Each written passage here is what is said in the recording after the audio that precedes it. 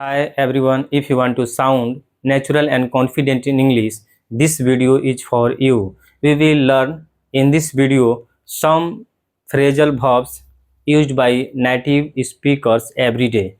अगर आप अंग्रेजी बोलना चाहते हैं, नेचुरली अंग्रेजी बोलना चाहते हैं, एक नेटिव स्पीकर की तरह अंग्रेजी बोलना चाहते हैं, तो आपको फ्रेजल वर्ब्स आने चाहिए, क्योंकि फ्रेजल वर्ब्स के बिना हम अंग्रेजी नहीं बोल सकते हैं. We can't speak English without phrasal verbs.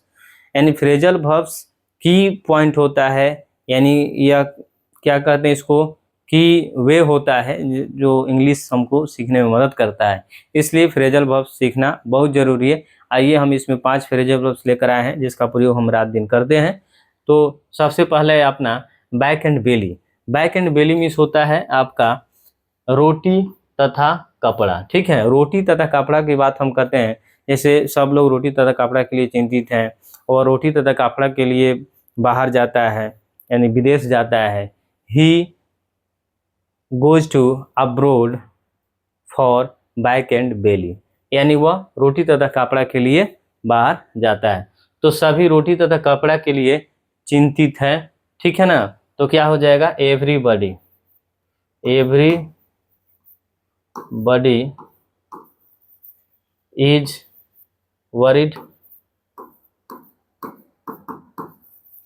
worried about back and belly. ठीक है ना, बैक एंड बेली आप इसको याद रखिए. बैक एंड बेली में होता है रोटी तथा कपड़ा, तो हम क्या बोलेंगे, everybody is worried about back and belly, यानी सभी रोटी तथा कपड़ा के लिए चिंतित है. कहाँ पे, भारत में. ठीक है ना, तो इन इंडिया जोड़ सकते हैं आप. चलिए नेक्स्ट की तरफ आते हैं. नेक्स्ट है अपना चौके ब्लॉक. चौके ब्लॉक का मतलब एक दूसरे से सटे हुए होना. जैसे घर एक दूसरे के सटे हुए होते हैं, घर के बगल में घर के बगल में घर. यानी किसी किसी देश में जाओगे तो वहाँ एकदम दूर दूर पर घर मिलेगा. ठीक है, लेकिन हमारे इंडिया में घर के बगल में घर, घर के बगल में घर होता है, क्योंकि विलेज होता है यहाँ. ठीक है, तो चौके ब्लॉक का मतलब एक दूसरे के सटे हुए होता है. तो भारत में एक दूसरे से सटे हुए घर हैं, तो क्या बोलेंगे जी, इन इंडिया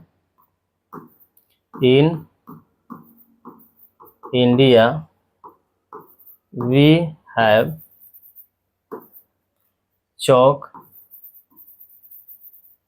चौके block houses.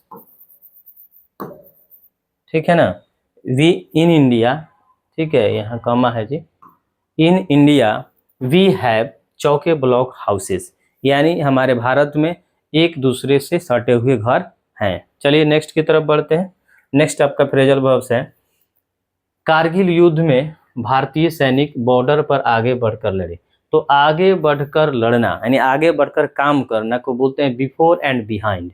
Before and behind का मतलब होता है वह अपने परिवार के लिए आगे बढ़कर काम करता है. ठीक है ना, he does before and behind for his family. ठीक है ना, यानी वह अपने परिवार के लिए आगे बढ़कर काम करता है. उसी तरह से कारगिल युद्ध में भारतीय सैनिक बॉर्डर पर आगे बढ़कर लड़े. ठीक है ना, इन कारगिल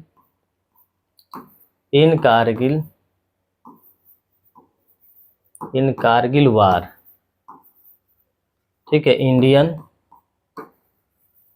इंडियन सोल्जर्स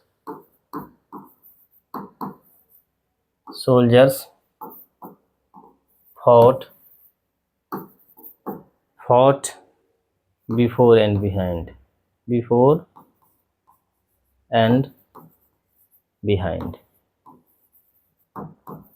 ठीक है, आपको क्या लिखना है जी, in Kargil war Indian soldier fought before and behind, यानी कारगिल युद्ध में भारतीय सैनिक बॉर्डर पर आगे बढ़कर लड़े. ठीक है ना, आगे बढ़कर लड़े.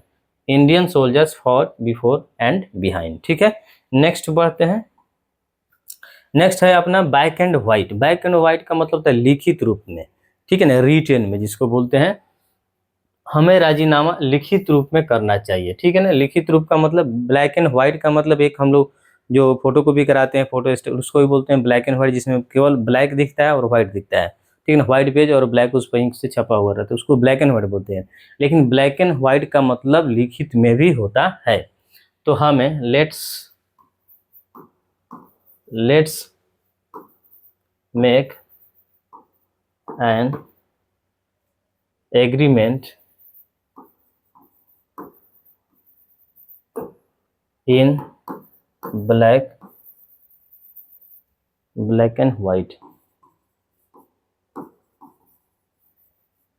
ठीक है ना, यही है black and white. Let's make an statement, sorry, let's make an agreement in black and white. ठीक है ना, हमें राजीनामा लिखित रूप से तैयार करना चाहिए, लिखित रूप में करना चाहिए। चलिए नेक्स्ट की तरफ बढ़ते हैं। लिप्स एंड बाउंड्स का मतलब होता है दिन दूनी रात चौगुनी, इन तीव्र गति से बढ़ना। जब हमारा बिजनेस, हमारा कोचिंग या कोई भी चीज़ हम करते हैं, अगर वह तेज़ी से बढ़ रहा है, यानी बहुत तेज़ी से बढ़ रहा है, तो उसको हम बोलते हैं लिप्स एंड बाउंड्स। ठीक है ना, इसमें बाय भी लगाते हैं, बाय लिप्स एंड बाउंड्स होता है। उसका व्यापार तीव्र गति से बढ़ रहा है तो हिज, ठीक है, हिज बिजनेस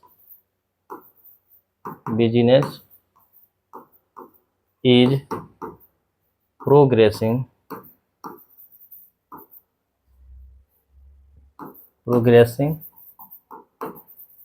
ये आर है, ठीक है ना, progressing by leaps and bounds,